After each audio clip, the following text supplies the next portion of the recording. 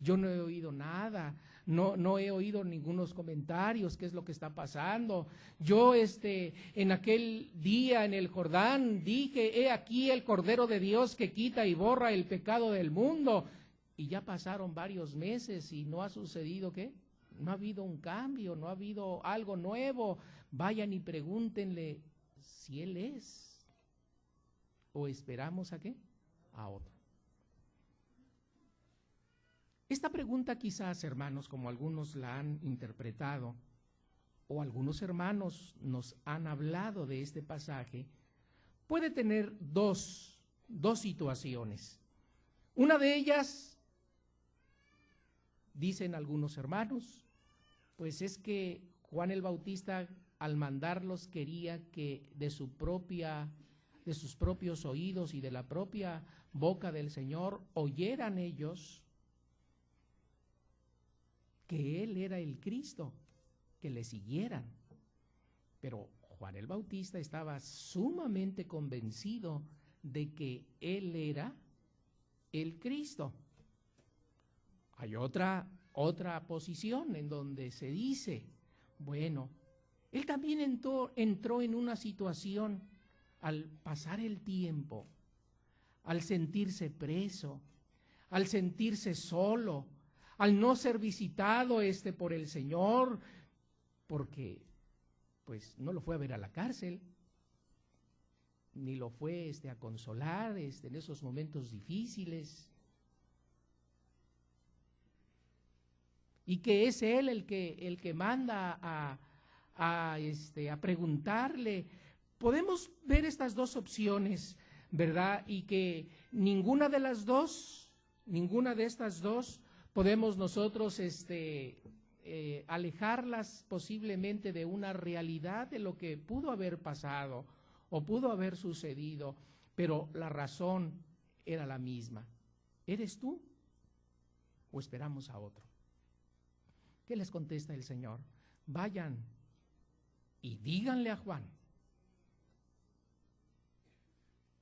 porque si el Señor conoce todas las cosas, si el Señor sabía todas las cosas, si sabía el Señor que Juan el Bautista quería que sus discípulos comprendieran la respuesta, el Señor se las hubiera dado a los discípulos de Juan, y no vayan y díganle a Juan, que también pudo haber sido, ¿verdad?, otra situación, ¿verdad?, que en Juan afirmaría y haría que en la tristeza y en la aflicción naciera una alegría de que las cosas se están cumpliendo y llevando a cabo.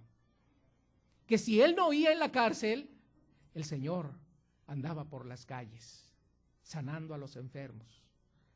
Que si él en la cárcel, ¿verdad?, estaba exento y no sabía lo que sucedía, allí el Señor le dice, vayan y díganle a Juan que los ciegos ven, que los cojos andan y que a los pobres se les está predicando el evangelio.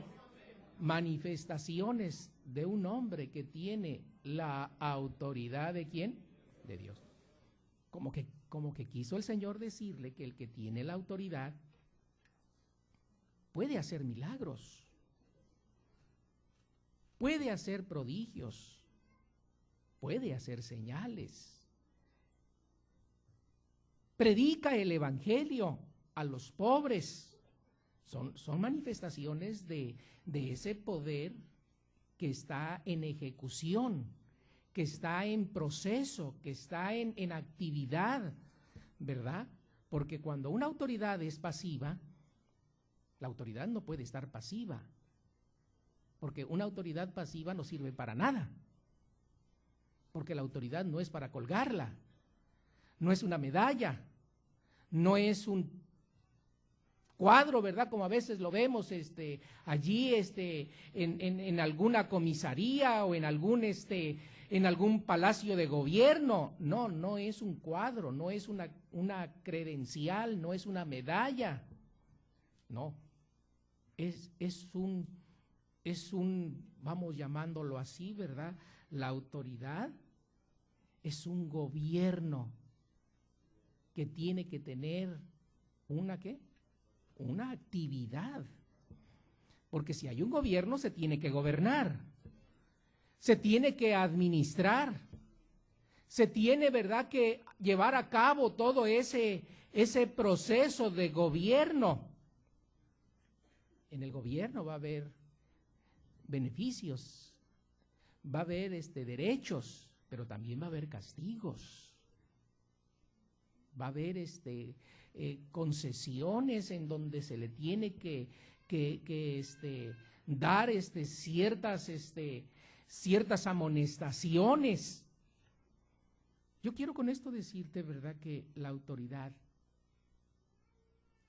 que no tiene rostro no es autoridad. Al decir no tiene rostro me estoy refiriendo a estas manifestaciones, ¿verdad?, de que haya estas cosas que le dijo Cristo Jesús a Juan el Bautista. Los ciegos ven, los cojos andan, y a los pobres es predicado el evangelio, y bienaventurado el que no tiene tropiezo en mí.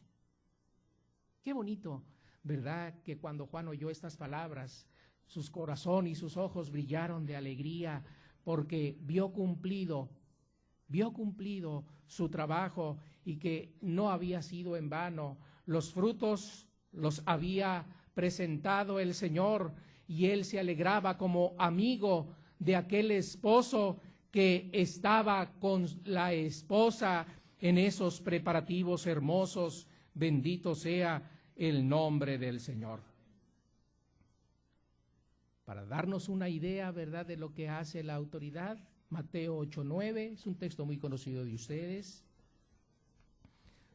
Porque también yo soy un hombre bajo autoridad y tengo bajo mis órdenes soldados. Una autoridad que no da órdenes, ¿para qué sirve? Nada, no es autoridad. La autoridad se entregó para ordenar, para mandar, para predicar, para exhortar, para corregir,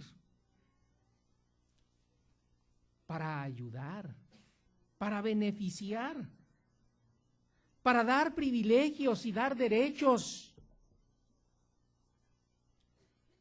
Y también, hermanos, para restringir, castigar, ¿verdad?, y llevar a cabo ese poder, ¿verdad?, de enjuiciar, porque entre esos poderes que tiene la autoridad, su hermano quiere mencionar algunos. Sé que el tiempo no nos va a alcanzar, ¿verdad?, pero vamos a mencionar algunos para ir desglosándolos paso por paso y poniendo algunos versículos de la Biblia como base, como calza. El tiempo no nos alcanzaría, pero vamos viendo, ¿verdad?, lo que hace la autoridad. Decimos que la autoridad, ¿verdad?, primeramente, lo que hizo Juan el Bautista, predicar arrepentimiento. La autoridad concientiza para que cada uno de nosotros veamos nuestro estado y confesando nuestros pecados, podamos recibir a través de la autoridad el perdón de ellos. Quiere decir que entre las principales manifestaciones de la autoridad es perdonar nuestros pecados. Y al decir, hermanos, perdonar nuestros pecados, esto estamos diciendo que hemos sido lavados por la autoridad que se le ha encomendado a un hombre de Dios para que, invocando su nombre, nuestros pecados sean perdonados. La autoridad le es dado a un hombre de Dios para salvación de nuestras almas. Te he puesto, le decía el Señor, para salvación. No nada más en este lugar, no nada más en la otra ciudad, ¿verdad? Y le dice el Espíritu de Dios, ¿verdad?, en ese pasaje tan conocido de nosotros, ¿verdad?, te he puesto como luz de los gentiles para que seas salvación hasta lo último de la tierra.